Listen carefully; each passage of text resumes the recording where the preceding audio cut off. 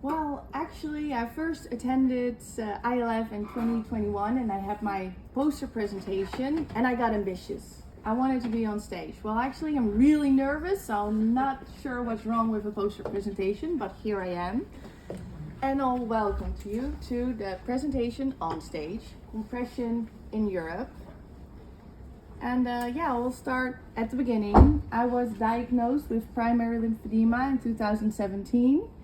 And through the Dutch Expert Center in IJsselmeer and the Dutch framework, I was asked to become, and bear with me, the Dutch patient advocate for the pediatric primary lymphedema working group of the European Reference Network VASCN. Wow, that's a big job.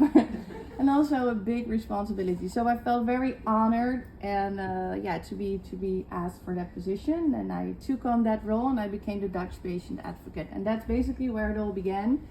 And I met my fellow European patient advocates. And wow, what an amazing patients and patient advocates. And I really want to use this opportunity. She's not with us today.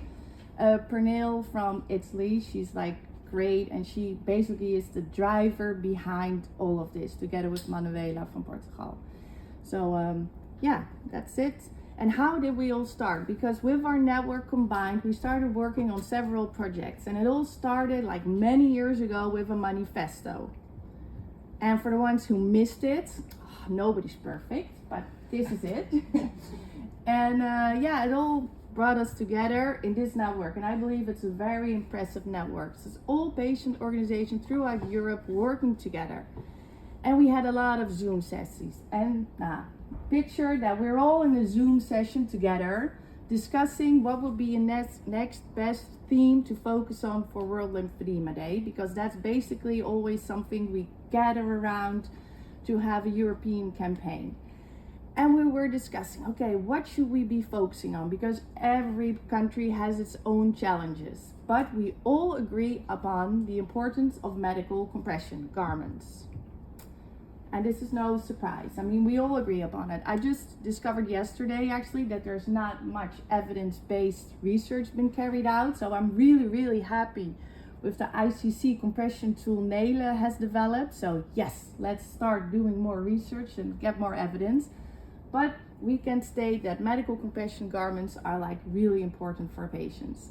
So we were, okay, we should work on a campaign for compression. So we were all in the Zoom, and we have some David Bowie fans. So we were like, yeah, under pressure. Yes, we have a slogan. We should put compression under pressure. So yes, we had a slogan. Okay, that's nice. But actually, what is our goal? What would we like to achieve to improve compression for patients in Europe? And actually we were like, okay, we assume that compression garments, to obtain them for patients is a challenge. But is that true? I mean, we all know assumptions are the mother of all fuck-ups. So, okay, we should validate our assumption.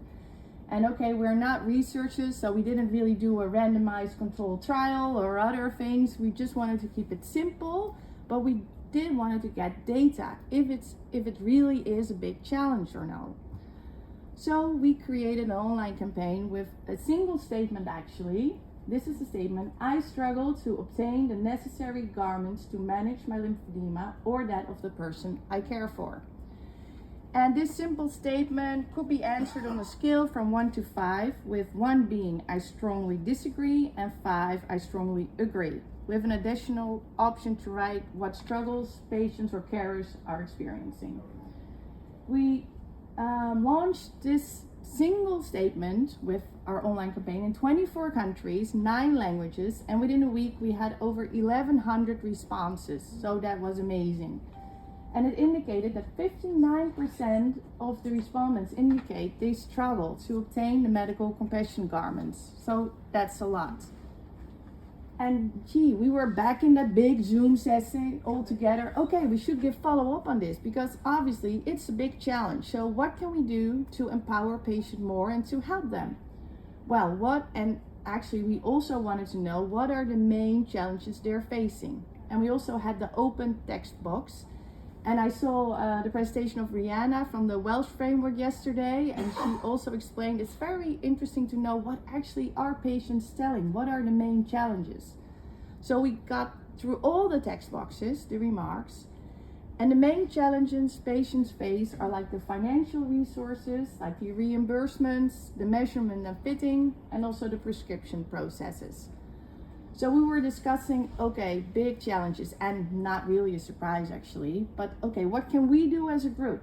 And then we said, okay, yeah, like financial prescription, that varies too much per country. That's not doable, at least not for now. So let's start a little bit smaller and focus on together what we can all do together. And measurement and fitting, that applies to every patient, whether you live in Greek or Portugal, it doesn't matter. I mean, everybody needs to have nicely fitted garments.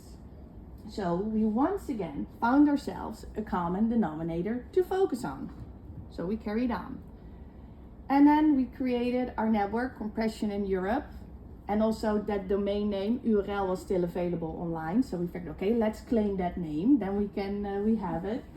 So okay, what can we do? We can create a knowledge platform for patients to make them more aware of what they should pay attention to.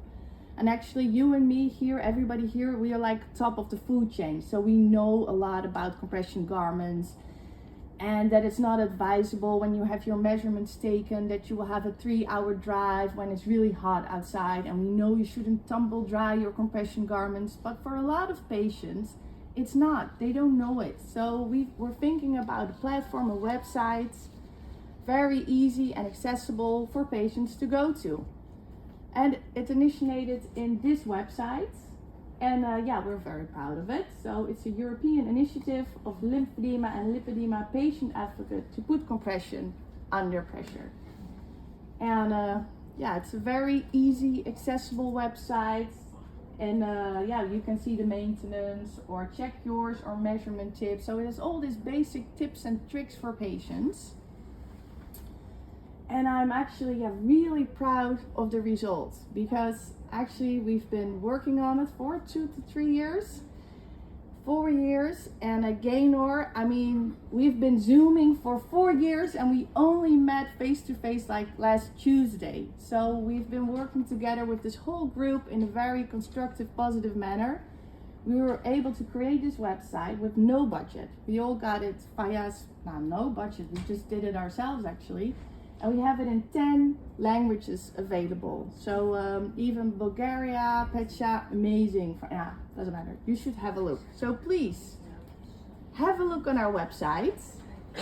And regarding our ambitions, I mean, actually, I do like the stage. And we are all very ambitious. So please help us share this website. Help us to put compression under pressure. And because we have global ambitions. So thank you for your time, and yeah, enjoy the rest of your day.